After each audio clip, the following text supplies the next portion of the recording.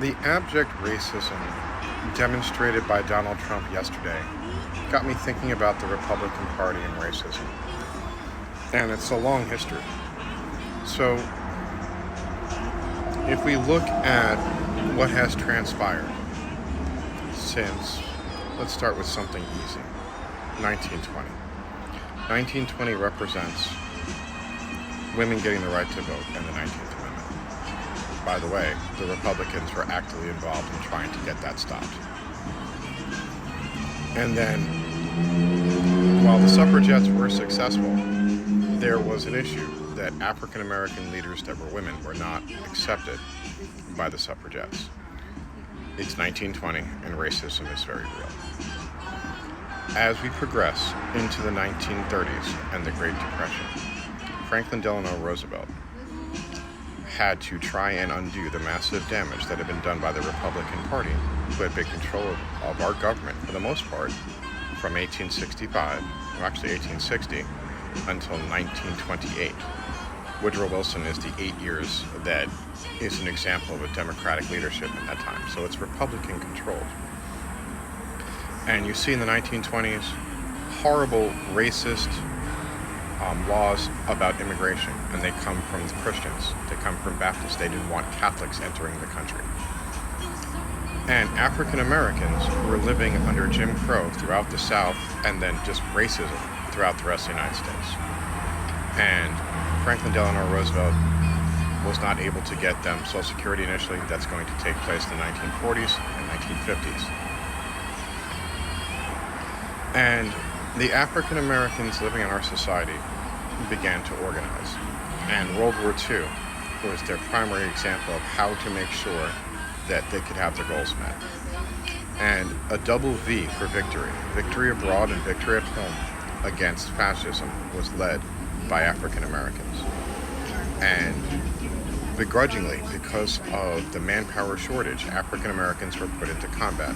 Several examples can be seen by the Harlem Hell Riders, which is a tank destroyer battalion out of Harlem, and obviously the Red Tail Devils out of Tuskegee.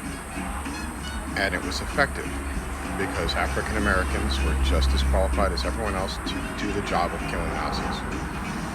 And in rapid succession, after World War II, things began to change dramatically. The first thing being the color barrier being broken by Jackie Robinson in 1946 as an LA Dodger. And then the President of the United States, Harry Truman, ended segregation in the military. And in 1950, Americans of all colors and denominations fought against communism in Korea.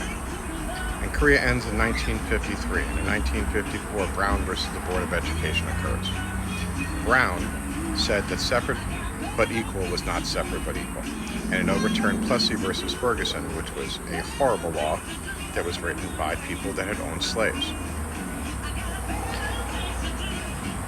That is 1954.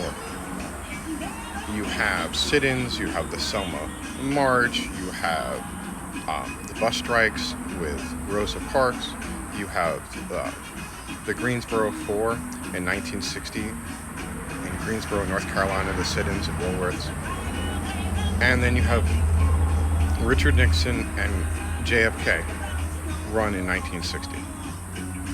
And JFK wins. And we were very fortunate because of that, because he took along with him Lyndon Baines Johnson, who everyone owed favors in Congress. And because of that, when Kennedy was killed in November of 1963, Lyndon Baines Johnson was able to take over and get the Voting Rights Act of 1964 passed and the Civil Rights Act of 1965 passed. What it did was dramatically change the Democratic Party. He also got Medicaid passed because his idol was Franklin Delano Roosevelt. Now, that left every single racist that was a Democrat in the South without a home, and they went with Dick Nixon and his Southern strategy in 1968. And that's how the Republicans absorbed the old Dixiecrats. Racism is a long part of our history. The first slaves arrived here in August of 1617, and they arrived to the colony of Virginia. Racism is something that's part of our history. We can't deny it. We have to educate people about it. Please stand up against racism.